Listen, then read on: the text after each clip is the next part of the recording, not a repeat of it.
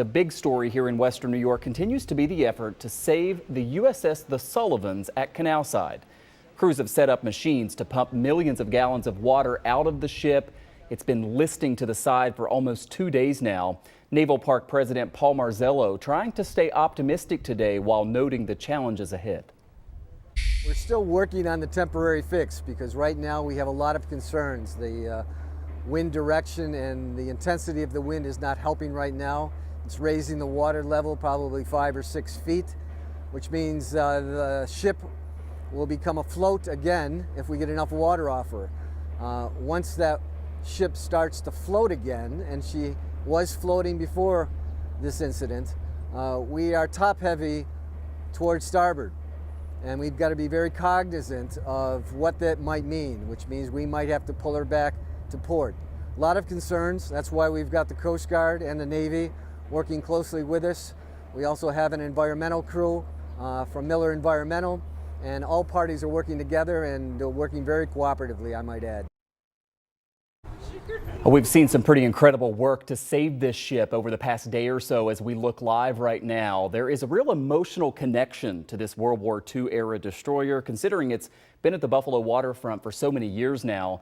And that's not unique to western New York. There are retired ships like this all over the country, serving as museums in a way to honor those who served and teach the next generation about the sacrifice. And someone who knows a lot about that is Ryan Szymanski, Executive Director of the Historic Naval Ships Association. He's here with us live tonight. And Ryan, I know that this is your work and this is your passion. I imagine the scene here in Buffalo is sort of one of your worst nightmares. What experiences have you seen in the past and in other places with other ships around the country that maybe can teach us about how we should move forward and work to save this one as we're all going through this right now? I wish I could say this was the first time this happened, but the vast majority of museum ships in this country are World War II built ships like USS The Sullivans, which means that all these ships that were built during the war, designed to last for maybe 20 years tops, have now been preserved for 80 years. Many of them have been preserved by nonprofits that don't have the full backing of the federal government. I think it's important to keep in mind that the Buffalo Naval Park doesn't receive any federal funding to maintain these ships. The Navy has nothing to do with the day-to-day operations of these vessels. Yeah, and it leads into what I wanted to ask you about the funding for all of this. I mean, these ships are old, as you mentioned, expensive to maintain. What kind of resources are there across the country, and what type of financial help does, if not the Navy, can you get from the federal government or local or state governments, or is something like this reliant entirely on donations and sort of the nonprofit sector when there are crises like what we're seeing here in Buffalo? All of our day-to-day operating on these various nonprofit ships comes from your donations and ticket sales when you come to visit. There are grants available depending on where you are. Of course, these ships are spread all over the country and their situations vary. Some do receive state funding, many do not. So sometimes you can get grant funding for capital projects, but those are things that you project years out in advance. Something catastrophic like this, you don't have the money at hand to deal with it. We've certainly heard from some people who say, look, I understand why these are popular to visit, but it's taking so much money to do this. Maybe it's time to just scrap a ship like this. I imagine that you feel differently about that. What would be your argument to people watching right now about why this is worth the investments that's being put into this and why having these ships available is important? Within our lifetime, we're going to lose the last of our World War II veterans. That is a human being, at least. Some of these museum ships that served during World War II, though, can be preserved for decades to come so that we can maintain that connection with our past.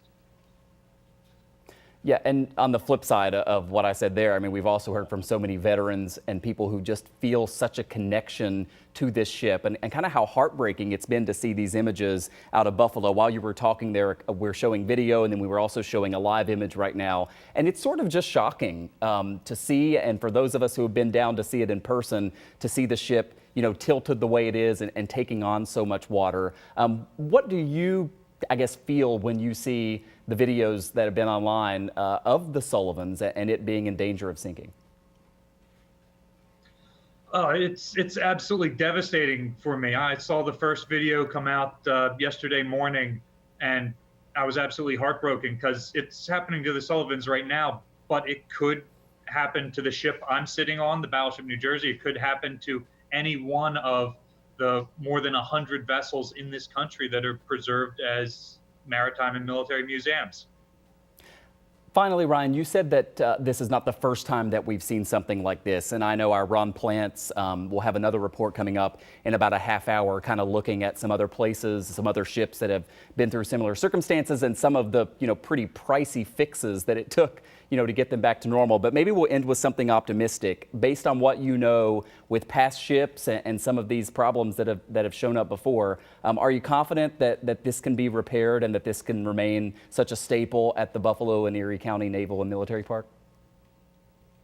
Oh yeah, I know Paul and the other folks there, his whole team there, and they've got the skill set to fix this ship, bring her back to the same standard she was before, and even better.